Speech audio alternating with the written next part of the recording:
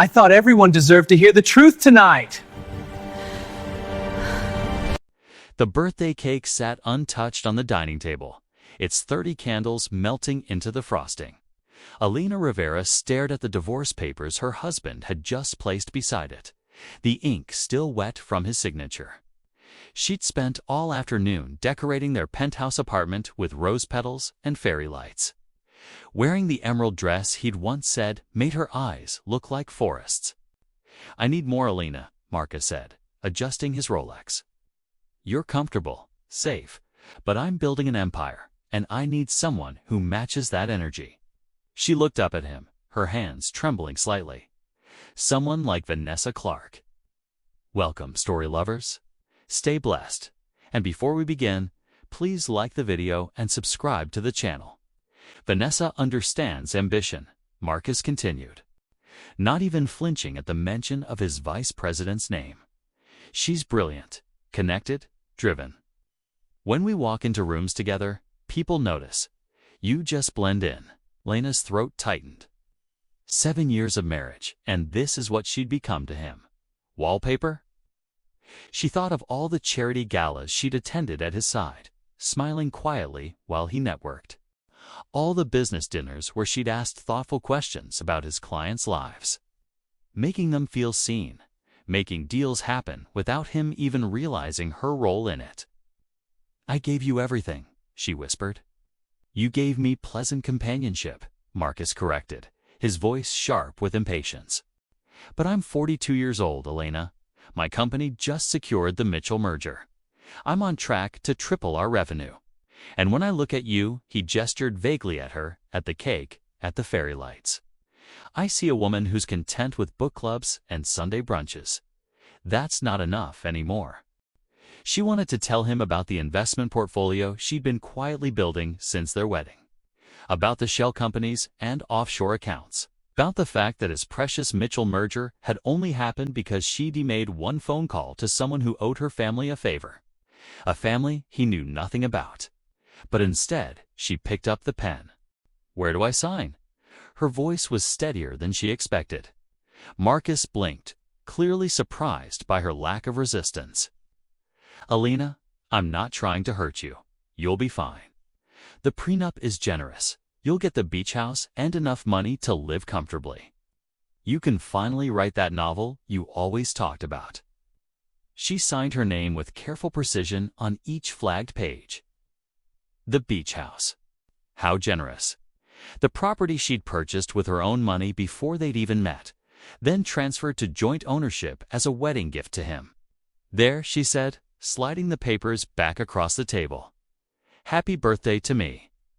Marcus gathered the documents quickly, as if afraid she might change her mind. "Vanessa and I are announcing our engagement next month. I'd appreciate it if you—" The doorbell rang, its chime cutting through the tension like a knife. Marcus frowned at the interruption. "Are you expecting someone?" Lena shook her head, though her heart had begun to race. She'd sent one text message 20 minutes ago, right after Marcus presented the divorce papers. Just 3 words to a number she hadn't used in 5 years. "It's time. Come." "I'll get it," Marcus said, irritation flickering across his face.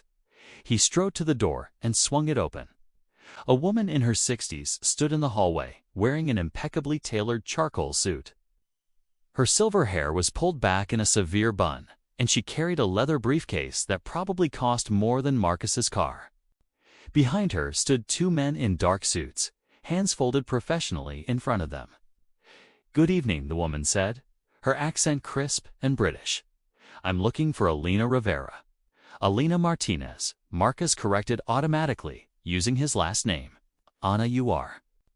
"Margaret Whitmore, Mrs. Rivera's attorney." She stepped inside without waiting for an invitation, her heels clicking authoritatively against the marble floor. Her eyes swept the room, the melting cake, the divorce papers, Elena's tear-stained face, and her expression hardened.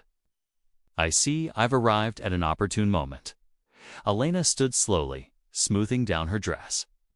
"Thank you for coming, Margaret." "Mrs. Rivera." Margaret nodded with unmistakable respect, The kind Marcus had spent his entire career trying to earn from people. Your father asked me to check on you when you stopped returning his calls. I apologize for not coming sooner. Marcus's confusion was almost comical. Her father, Elena's father, died when she was 16. She told me she has no family. I told you, Elena said quietly, that my family and I were estranged. That's not the same thing. Margaret set her briefcase on the dining table, right next to the divorce papers. Mr. Martinez, I presume. I've heard quite a bit about you.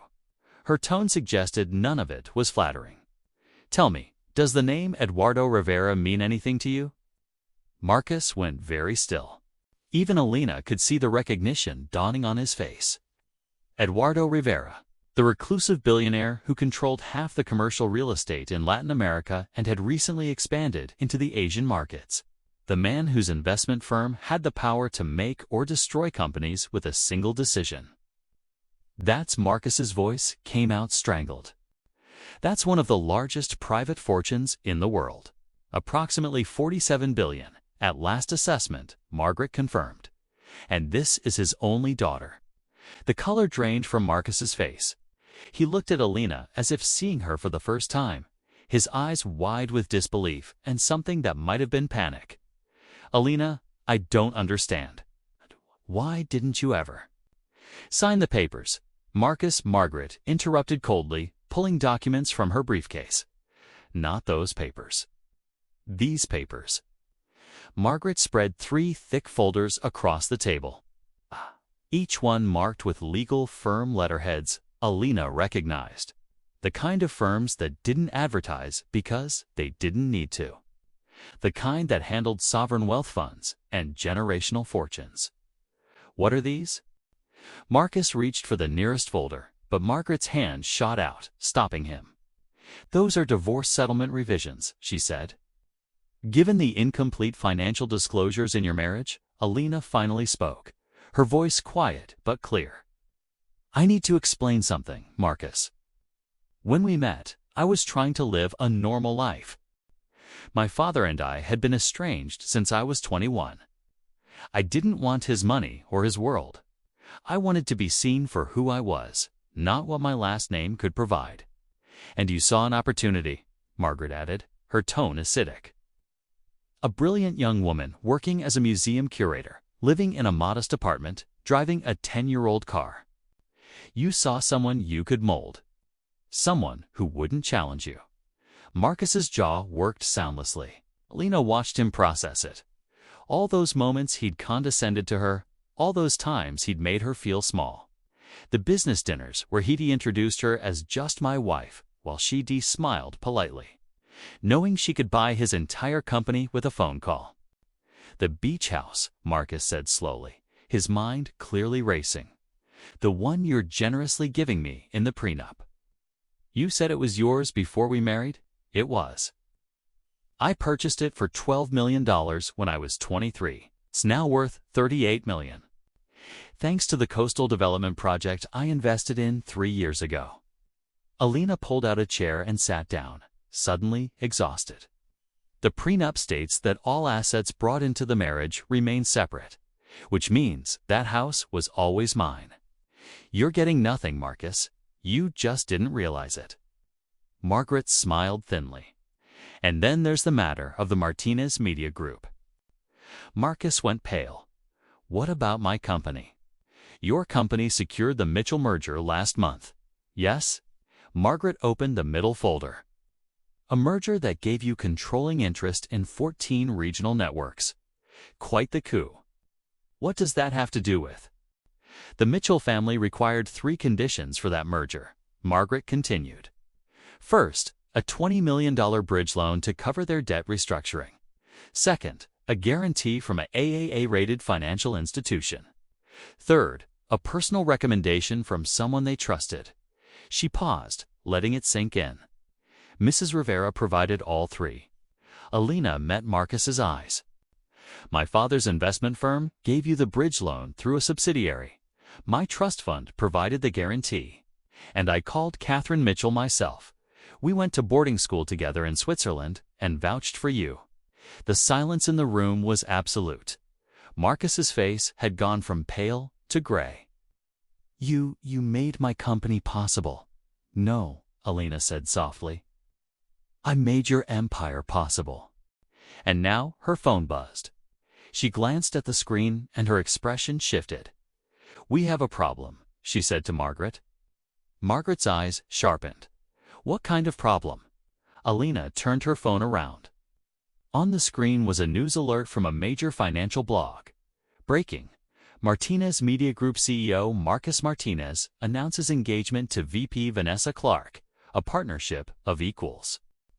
Below it was a photo of Marcus and Vanessa at what appeared to be a restaurant, her hand prominently displaying an enormous diamond ring. The timestamp read 45 minutes ago. "You announced your engagement before the divorce was even finalized." Elena's voice was dangerously quiet. Marcus had the decency to look uncomfortable. Vanessa wanted to get ahead of the gossip. "We thought." "You thought wrong," Margaret snapped. She pulled out her own phone, fingers flying across the screen. "This changes everything. Mr. Martinez, are you aware that adultery affects asset division in this state?" "There was no adultery," Marcus said quickly. "Alina and I have been drifting apart for months. Vanessa and I only became close recently, after I'd already decided." "The Mitchell merger closed 6 weeks ago," Alina interrupted. Her mind was clicking through details with the precision her father had always said she inherited from him. "You and Vanessa had dinner at Maria the night it was finalized. I remember because you came home smelling like her perfume. Chanel No. 5. Marcus's expression flickered. "That was a business dinner. At 11 p.m. On a Tuesday, Alina stood, walking to the window. The Manhattan skyline glittered before her. All those buildings full of people making and breaking promises. "You told me you were meeting with investors. I was networking with a woman you're now engaged to, 45 minutes after divorcing your wife." Margaret's smile was predatory. "Mr. Martinez, I hope you have an excellent attorney. Abaman is going to enjoy this." Marcus's phone began to ring. He glanced at it, and Alina saw panic flash across his face. "It's Richard Mitchell, the father of the family you just merged with," Alina asked. "You should probably answer that." Marcus stepped into the hallway, and they could hear his voice through the door, trying to sound confident. "Richard, hello."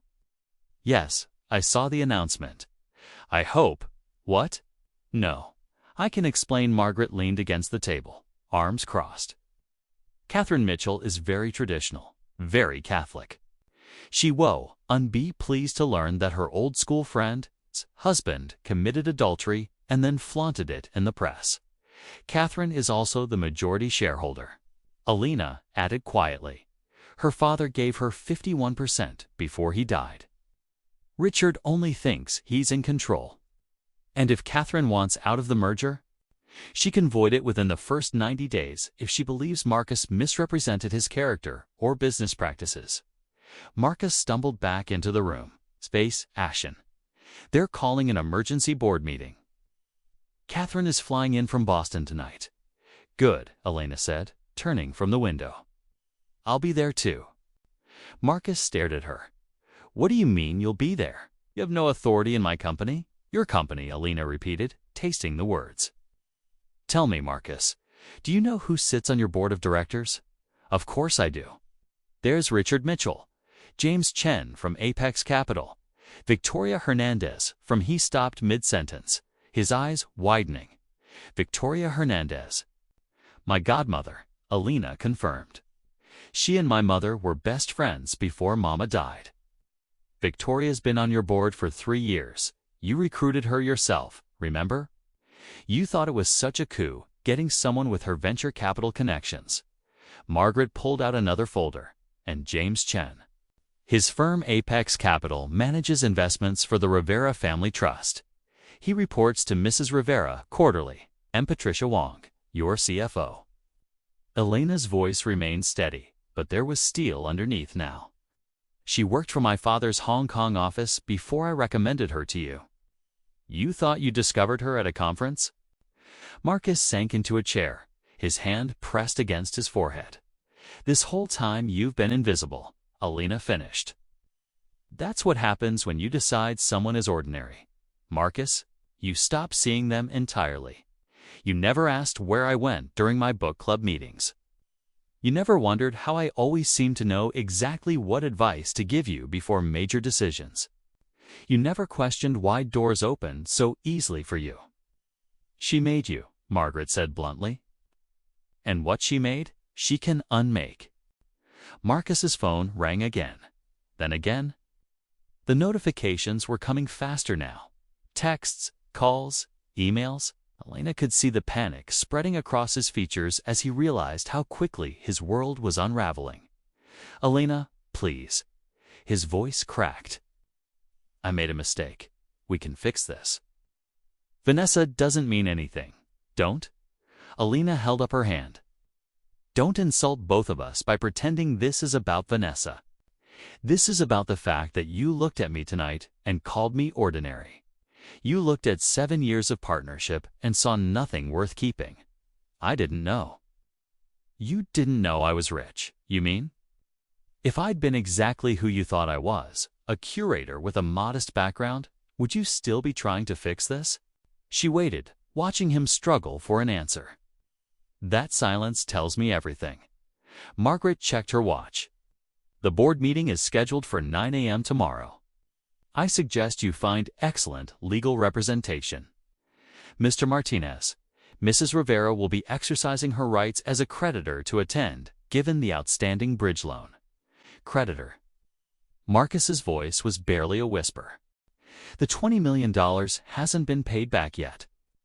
Which means Alina owns a piece of your company until it is." Margaret snapped her briefcase closed. "And depending on how tomorrow goes, she might own much more than that." The doorbell rang again, and this time, Alina knew exactly who it would be. Marcus didn't move to answer it.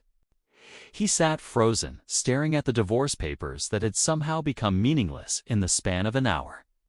Alina walked to the door herself, her movements calm and deliberate. Standing in the hallway was a woman in her early 30s, perfectly styled blonde hair, designer suit, and an expression of aggressive confidence. Vanessa Clark. Behind her, a man with a camera was already raising it to his shoulder. "Alina," Vanessa said with false sympathy. "I'm so sorry to intrude on such a difficult night. I just wanted to speak with you, woman to woman, before tomorrow's announcement becomes you brought a photographer to my home."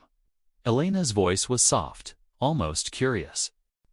Vanessa's smile didn't waver. "Marcus and I believe in transparency. We wanted to show that this transition is amicable, that we're all adults who can get out." The smile faltered. "Excuse me?" "You heard her," Margaret said, appearing behind Elena. "You're trespassing, and if that camera has taken any photographs inside this residence, we'll add invasion of privacy to the lawsuit we're already preparing." "Lawsuit?" Vanessa laughed, though it sounded forced. "For what? Marcus and I haven't done anything illegal. We fell in love. It happens." Alina studied the woman who'd been sleeping with her husband. Vanessa was everything Marcus had said he wanted: polished, ambitious, commanding attention. But Alina saw something else now: the desperation underneath the confidence, the hunger. "You announced your engagement 45 minutes after Marcus signed divorce papers," Alina said. "You brought a photographer to document my humiliation. And judging by that ring, you've been planning this for weeks." She paused. "Tell me, Vanessa, what did Marcus promise you?" "We're building something together, a media empire. Something that requires vision." Not Vanessa's eyes swept over Alina dismissively. "Domesticity.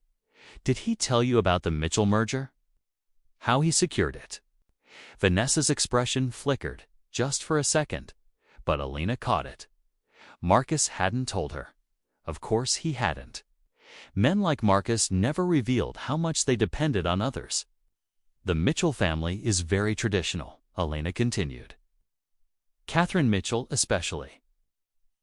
She's flying in tonight because she's not pleased about your engagement announcement. Something about it not aligning with the values-based partnership she thought she was entering. Catherine will understand once we explain. Explain what? That Marcus committed adultery and then bragged about it to the press before his divorce was finalized. Margaret's voice was clinical. That the merger he promised was built on stable family values is actually built on deception. Vanessa's confidence was cracking now. She looked past Alina into the apartment, where Marcus sat motionless at the table. Marcus, are you going to let them talk to me like this? Marcus didn't respond.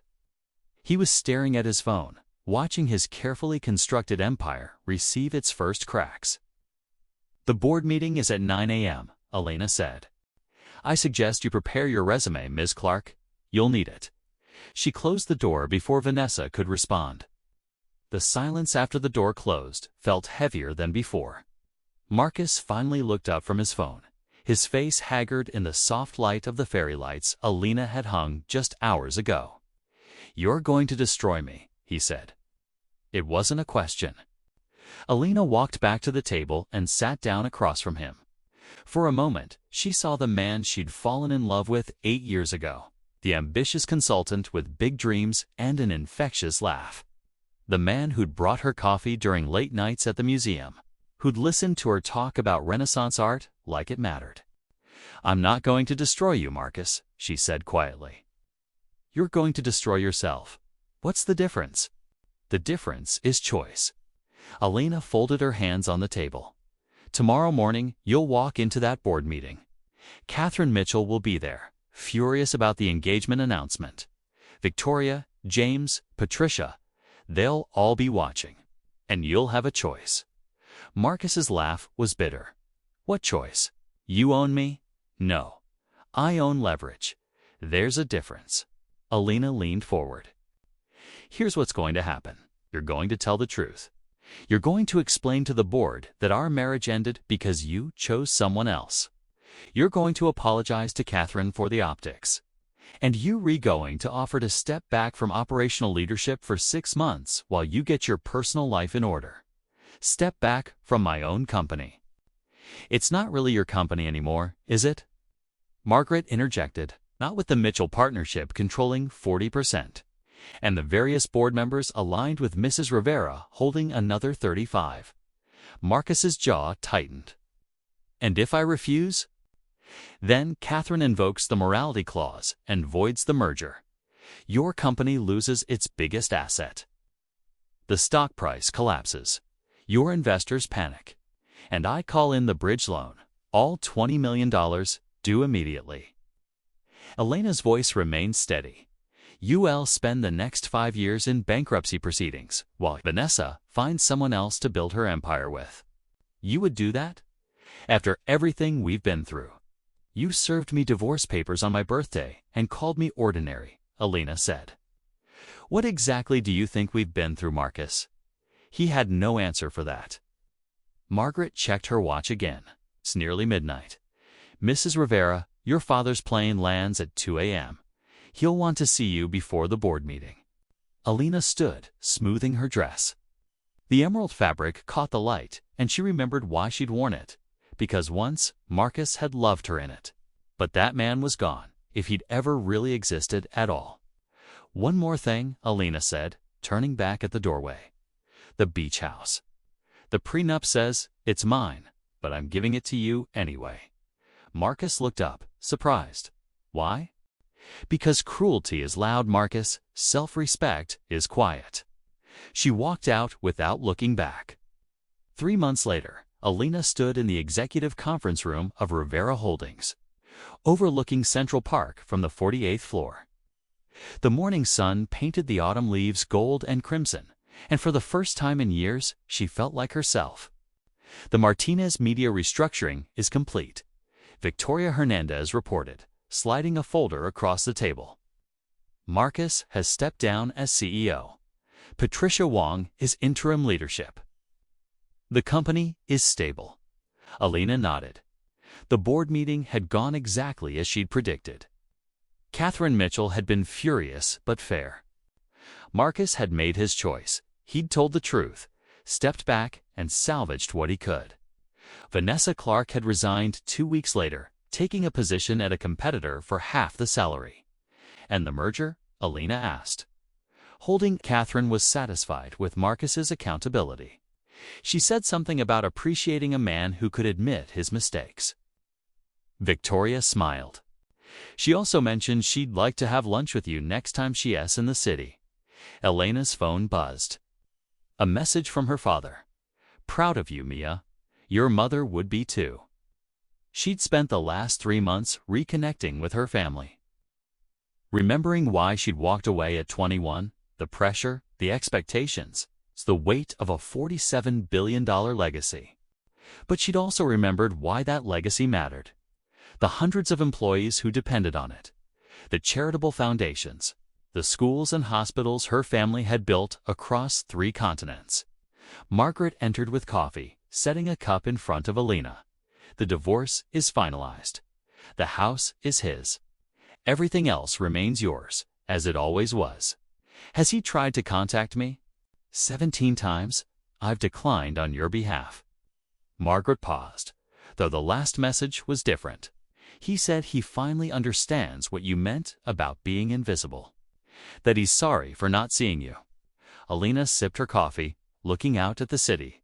She thought about forgiveness, about second chances, about whether people could really change. Maybe Marcus would learn from this. Maybe he'd become someone better, but that was no longer her responsibility.